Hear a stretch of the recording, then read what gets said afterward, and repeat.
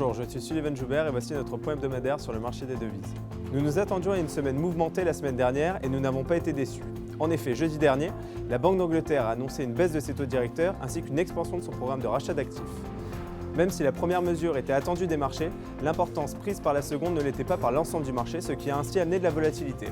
Vendredi voyait également la publication des chiffres sur l'emploi aux US et ceux-ci ont surpassé les estimations du marché.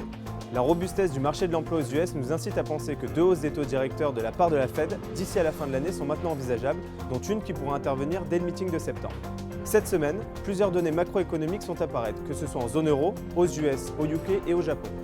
Néanmoins, en cette période de vacances, nous nous attendons à une semaine et une fin de mois plutôt calme et les devises les plus importantes devraient ainsi traiter dans un range assez serré. C'était notre point hebdomadaire sur le marché des devises. Merci de nous avoir suivis. Pour de plus amples informations, n'hésitez pas à nous contacter ou à consulter notre site internet www.ebury.fr. À la semaine prochaine.